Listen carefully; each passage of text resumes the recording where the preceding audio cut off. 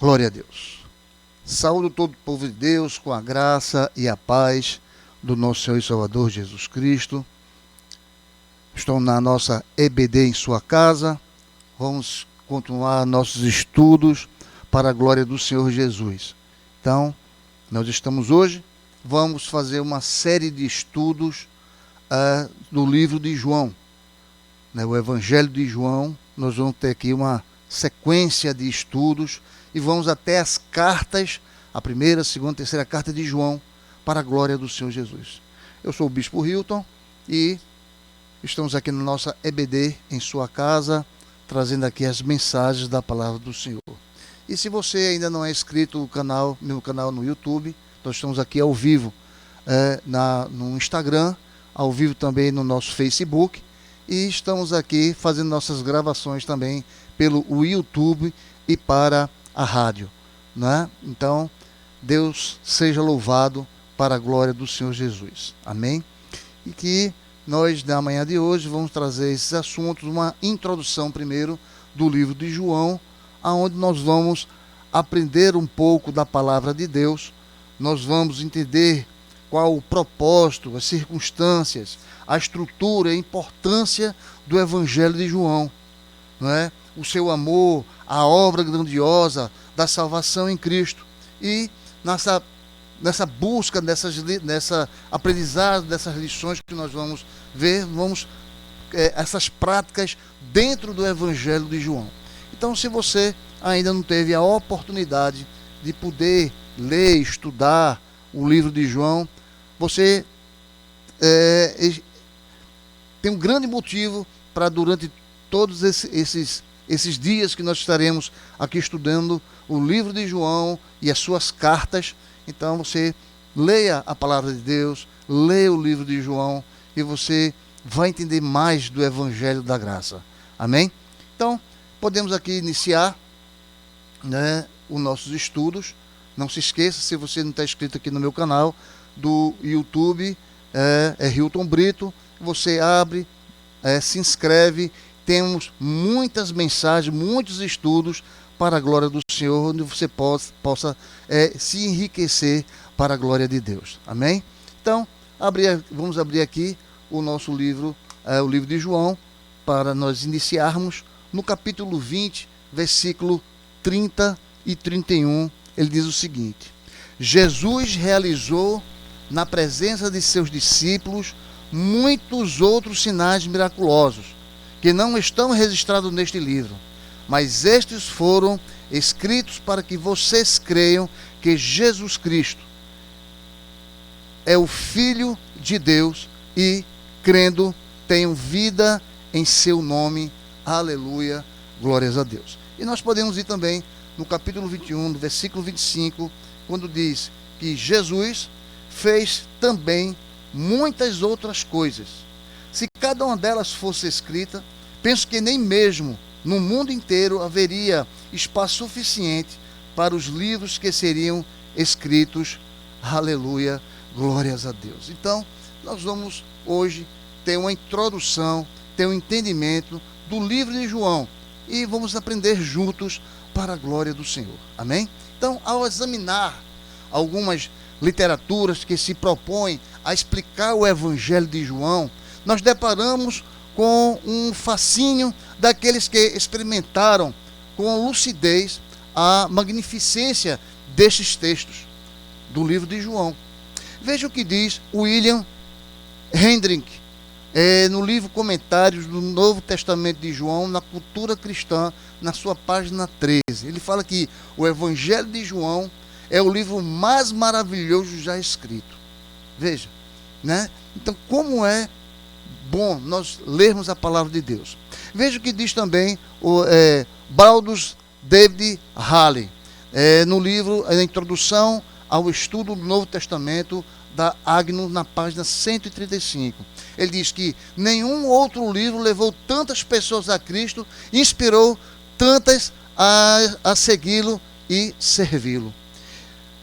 F.F. Bruce, também no livro João, Introdução e Comentários da Vida Nova, na página 24, ele escreve que João conferiu a máxima importância à verdade eterna. Aleluia. Né? E João Calvino, lá no comentário do Evangelho segundo João, e no volume 1, Fiel, na página 27, ele diz o seguinte, que este Evangelho é uma chave que abre a porta para a compreensão dos outros, pois quem quiser entender o poder de Cristo, como aqui notavelmente retrata, prontamente desejará ler com proveito o que os outros relatam acerca do Redentor que se manifestou. Aleluia. Glórias a Deus. J.C. Halley, ele argumenta o seguinte lá em Meditações no Evangelho de João, no volume 1, editora Fiel, da página 5. Ele diz o seguinte, que os assuntos que são peculiares a este Evangelho estão entre as possessões mais preciosas da Igreja de Cristo. E veja que, sem qualquer demérito, sem qualquer dúvida, os demais livros da Bíblia, que têm igual valor à piedade, pois são também inspirados pelo Altíssimo, por Deus, como literatura. E o Evangelho de João, ele é fascinante. Então vamos estudar, né, esse livro da graça que nos ajuda a servir melhor ao nosso Deus. Veja que João, ele demonstra ser uma pérola preciosa. Aqueles que contemplam em adoração a obra expiatória de Jesus Cristo e deseja servir com excelência ao Altíssimo. E se você já leu atentamente este livro, pelo menos uma vez, e se você deseja saber mais sobre Jesus, este é o melhor ponto de partida. Então, se você ainda não leu este livro e você tem um desejo de aprender mais sobre Jesus, sobre o Evangelho da Graça, leia aqui o livro de João, é o seu pontapé inicial para que você possa aprender mais sobre o nosso Salvador. Amém? Nós temos aqui algumas características básicas, né, que nós vamos ver no livro de João. A autoria. Vamos lá, vamos ver a autoria. Embora anônimo, os estudiosos em geral atribuem a autoria deste livro aos apóstolos João, irmão do Tiago, filho de Zebedeu. E João fazia parte do círculo íntimo entre os seguidores de Jesus. E foi testemunho ocular de Cristo. E comissionado para cuidar da mãe de Jesus após a crucificação. Ele apareceu depois da ressurreição de Jesus com Pedro em Jerusalém. Foi encontrado ao lado de Pedro no Sinédrio. E depois ele foi enviado de Jerusalém a Samaria. E é o mesmo João que recebeu a visão da ilha de Patmos, autor das 3 epístolas, 1ª, 2ª e 3ª João. Quando nós terminarmos de estudar João e as suas 3 cartas, as suas 3 epístolas, nós vamos entrar em Apocalipse, porque nós estamos fazendo um preparatório para entrarmos em Apocalipse. Nós já vimos Ezequiel, Daniel, vamos ver todo o livro da graça com o Evangelho de João, as 3 cartas, para podermos adentrar em Apocalipse. Então, a datação, assim como alguns outros livros da Bíblia. Então é bastante difícil definir a datação ou a data do Evangelho de João. Entretanto, é razoável pensar que tanto o Evangelho como as epístolas e o Apocalipse foram escritas próximo na década de 90 depois de Cristo. Enquanto João, ele se encontrava exilado lá na ilha de Patmos, conforme está lá, Apocalipse capítulo 1, versículo de número 9. O destinatário. Então, ele é igualmente difícil definir com exatidão os destinatários. Então, é provável que João tivesse em mente o público cristão que se encontrava na Ásia Menor. mesmo destino das cartas do Apocalipse, como está lá, Apocalipse 2 e o 3. E o livro parece sugerir que o alvo de João era uma audiência mista com judeus e gentios. Amém? Mas este evangelho tem características singulares, em contraste com os sinóticos. Quais são os livros sinóticos? Mateus, Marcos e Lucas. E R.C. Hallen, lá em Mediações do Evangelho de João, no volume 1 da editora Fiel, na página 5, ele diz que contém muitos fatos que os outros omitem, e omitem muitos que os outros contêm.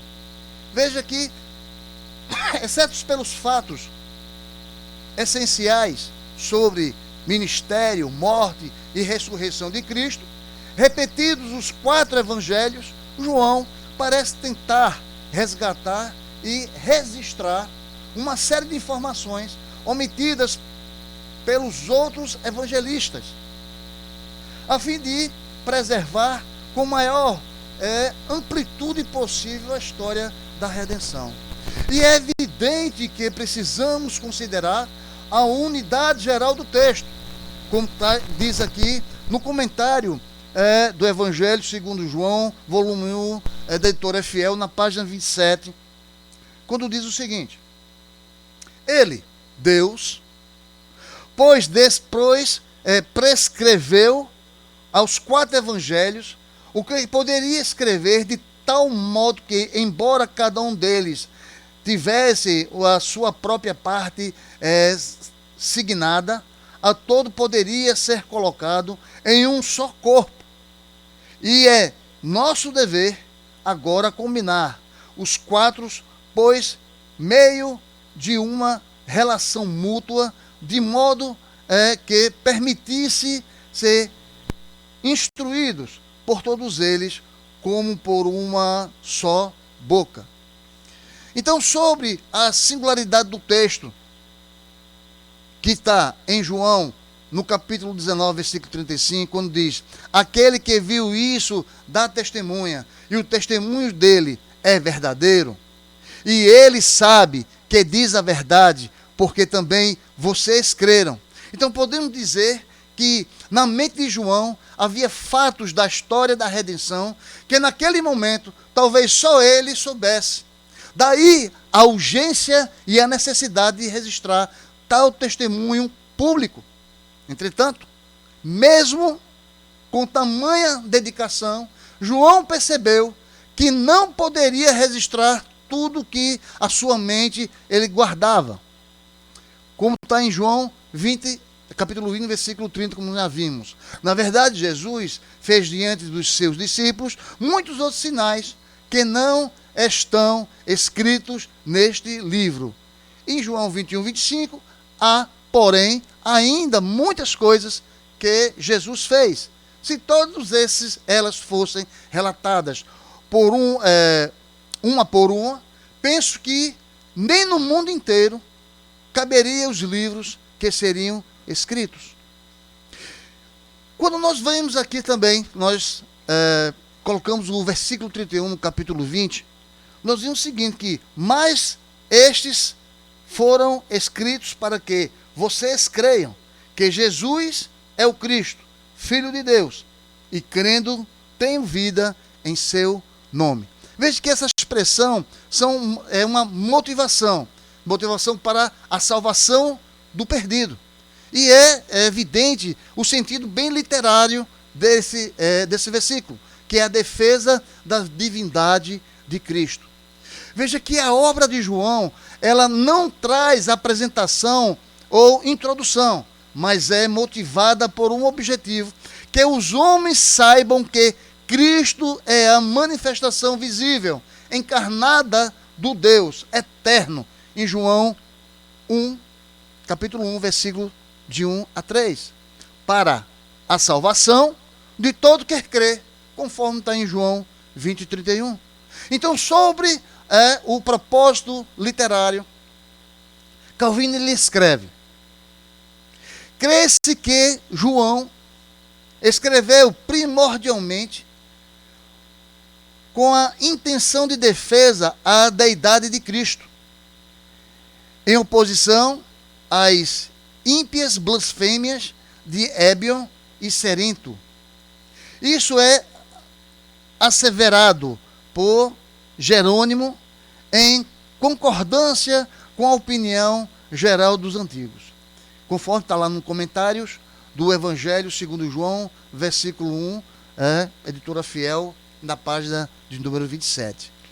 Então são dois aspectos de um propósito: anunciar a boa nova da salvação e defender a divindade de Cristo, ambos para a glória de Deus.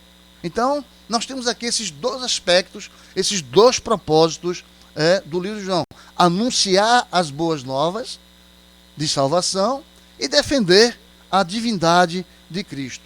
Veja que, considerando o duplo aspecto do Evangelho, avalie quanto você de fato sabe sobre a fé salvífica e sobre Cristo ser o próprio Deus encarnado.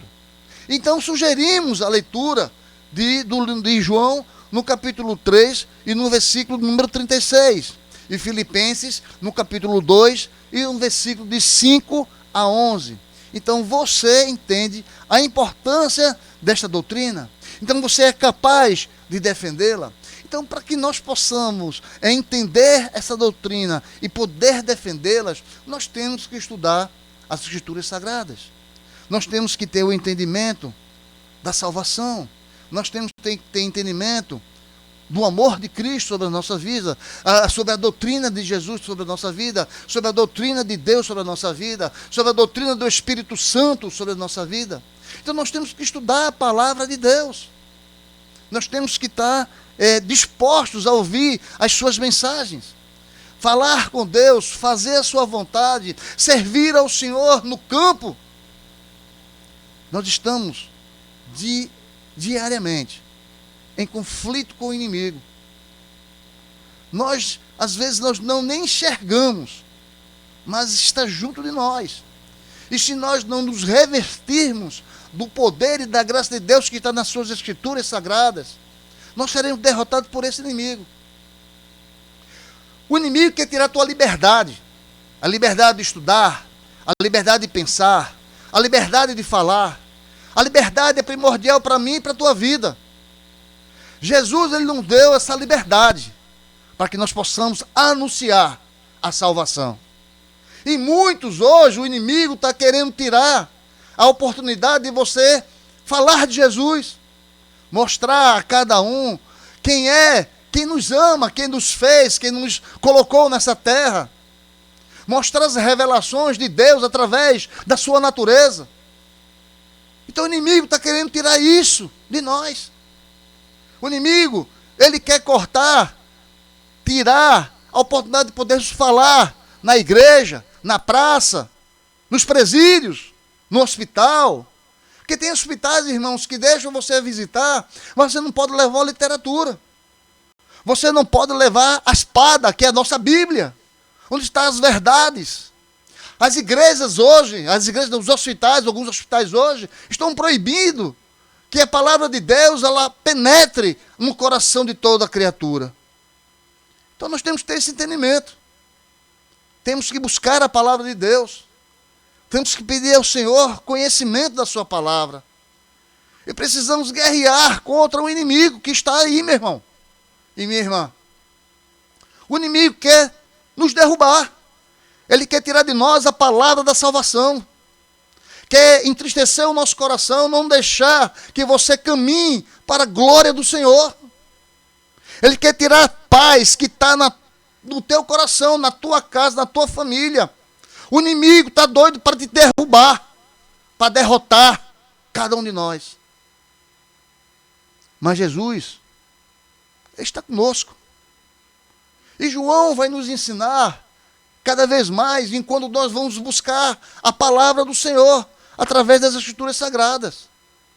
E ele vai nos orientar sobre a salvação, sobre a paz e sobre o amor que ele tem sobre nós. Então, como já foi visto em tópico anterior, o Evangelho de João, ele possui características próprias e distintivas, tanto na mensagem, como também no conteúdo, quanto em a sua estrutura textual. Quando comparado com os outros evangelhos. E isso ocorre em razão de serem autores escrevendo com propósitos distintos, em épocas distintas, com perspectivas literárias distintas. Então, como proposta para o estudo que nós vamos ter no Evangelho de João, então será examinado em 3 sessões separadas. Na primeira parte, nós veremos a redenção em Cristo, que está entre o capítulo 1 até o capítulo número 12. Na segunda parte, nós vamos fazer uma retórica de Cristo, entre o capítulo 13 e o capítulo 17. E, na terceira e última parte, nós vamos falar sobre a rejeição a Cristo, que está no capítulo 18 ao capítulo 21. Então, dentro de cada sessão, de cada parte, o livro ele será analisado em proporções menores, respeitando os aspectos principais do pensamento do autor, seguindo uma metodologia expositiva do texto bíblico em si e com contextualização para aplicação nos dias atuais, nos dias de hoje. Então nós vamos tirar deste livro, do livro de João, respostas para os nossos dias de hoje, irmãos, que são verdadeiras. É por isso que a palavra de Deus, ela é eterna. Ela é futurista. Porque ela vai nos explicar o que nós podemos fazer para hoje e para frente. É o presente para o nosso futuro. Então vejamos alguns destaques estruturais deste livro. Os discursos e os diálogos. Veja que somente o apóstolo João, ele registrou 4 longos discursos. Ele fala sobre o pão da vida, que está lá no capítulo 6, no versículo 22 a 58. Ele fala também sobre a luz do mundo, que está no capítulo 8, no versículo 12 ao versículo 20. Ele fala também sobre o bom pastor, que está no capítulo 10, do versículo 1 ao versículo 18. E ele fala no cenáculo, que está no capítulo 13 ao capítulo 16. E, além, é claro, de alguns importantes diálogos com os primeiros discípulos, que nós vamos ver lá no capítulo 1, do versículo 35 ao 51. Também com Nicodemos, lá no capítulo 3, no versículo de 1 a 21. Com a mulher samaritana, também no capítulo 4, do versículo de 1 a 42. Com o cego de nascença, do capítulo 9 ao capítulo de 1 a 40, ao versículo de 1 a 41. E com a família de Lázaro, no capítulo 11, e do versículo 17 a 44. Então nós temos muitas coisas para nós vermos e aprendermos no livro de João. Vamos também ver algumas figuras de linguagem. Outro dado importante é que, diferente dos 3 outros evangelhos, João não relata parábolas narrativas, embora não abra mão do uso de figuras de linguagem, para desenvolver o seu raciocínio sobre Cristo e o reino. Ele fala do bom pastor, né? Que está lá no capítulo 10, de 1 a 16. Fala sobre o ladrão, que está do versículo também, capítulo 10, versículo de 1 a 10. 1 e 10. Ele fala sobre o escravo, que está lá no capítulo 8, versículo 34 a 35. O trabalho à luz do dia, que está no capítulo 11, versículo 9. O grão de trigo, capítulo 12, versículo 24. A vinha, que está lá também no capítulo 15, versículo de 1 a 17, entre outros. Então tem muitas coisas para nós vermos. Também tem a Páscoa. onde o apóstolo João nitidamente enfatiza o ministério de Jesus realizado na Judéia, diferente da ênfase dada pelos demais evangelhos, que frisaram a Galileia. E essa percepção ocorre das menções da festa da Páscoa em diferentes porções do texto. E ele fala também, vamos falar sobre o número 7, não é? Sobre a maioria dos comentários de João, ele destaca 3 tópicos que são apresentados em número de 7, que são eles: os 7 sinais de Cristo. Quais são os 7 sinais de Cristo? A água transformada em vinho, a cura do filho do centurião, a cura do paralítico, a multiplicação dos pães e dos peixes, Jesus anda sobre o mar, cura do cego de nascença e a ressurreição de Lázaro. Vamos ver também os 7 testemunhos sobre Cristo. De João Batista, ele é o Filho de Deus. De André, chamamos o Messias. De Nataniel, Mestre, o Senhor é Filho de Deus. O Senhor é o Rei de Israel. De Pedro, o Senhor é o Santo de Deus. De Marta, o Senhor é o Cristo, o Filho de Deus. De Tomé, Senhor meu e Deus meu. João, Jesus é o Cristo, é o Filho de Deus. E nós vamos ver também as 7 reivindicações de Cristo. Ele diz: eu sou o pão da vida, eu sou a luz do mundo, eu sou a porta, eu sou o bom pastor, eu sou a ressurreição e a vida, eu sou o caminho, a verdade e a vida, e eu sou a videira verdadeira. Veja que os elementos estruturais mencionados, eles foram expostos para facilitar a nossa leitura e entendermos os textos que vão ser colocados. E uma boa dica é que você lê um discurso ou um diálogo e examinar o desenvolvimento da narrativa, de modo que seja possível aplicar o ensino de Jesus naquela época à sua realidade pessoal hoje. E uma boa ideia também é ler o Evangelho em voz alta, com a família toda reunida. Aleluia! E você já faz um estudo familiar, um estudo com a tua família, com todos ouvindo as explicações de Jesus para a nossa vida. Amém? Então, para nós concluirmos a introdução de hoje, aprendemos um pouco sobre o apóstolo João, como autor deste evangelho, além de observar superficialmente a dinâmica para estruturação e mensagem desta grande obra. Então, este estudo, esta lição de hoje é apenas uma introdução para o fantástico universo teológico contido neste evangelho.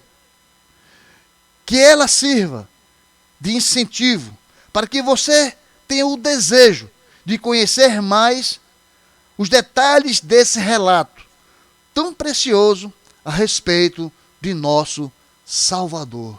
Aleluia. Glórias a Deus. Então vamos continuar estudando. Próximo domingo nós vamos falar sobre o Verbo encarnado. Nós vamos falar do nosso Jesus, o nosso Salvador. Ele veio até nós para nos ensinar. Amém? Deus é bom, Deus está conosco todos os dias. E nós precisamos ouvir cada vez mais a sua palavra e o seu ensinamento. Deus é Deus, Deus nos ama e Ele está sobre a nossa vida. Amém? Que o Senhor Jesus continue contigo na manhã, na tarde e à noite de hoje. E por toda esta semana, derramando toda sorte de bênção sobre a tua vida e da tua família. Senhor Deus amado, tu, Senhor Deus, conhece o nosso coração, conhece a nossa vida, Senhor. nós conversamos contigo, andando, sentado, de joelhos, Deus, da forma como nós entendemos que devemos conversar contigo, Senhor. Mas ouve, Pai, as nossas solicitações, as nossas petições, as nossas alegrias, as nossas tristezas. Deus, conversa conosco. Continua derramando tua graça sobre a nossa vida, derramando tua paz infinita sobre nós, Senhor Deus. Porque nós te amamos e nós somos dependentes da tua presença sobre as nossas vidas. Então, Pai, continua no dia de hoje, continua derramando tua graça sobre a nossa vida. E que no dia de hoje, 1º de maio, Senhor Deus, nós possamos gritar por liberdade. Liberdade de falar, de pregar. Liberdade, meu Pai, de andar, de ir e de vir. Liberdade, liberdade. Porque só o Senhor é que nos traz essa liberdade para a glória do teu santo nome. Em nome do Senhor Jesus. E nós já te agradecemos. Amém.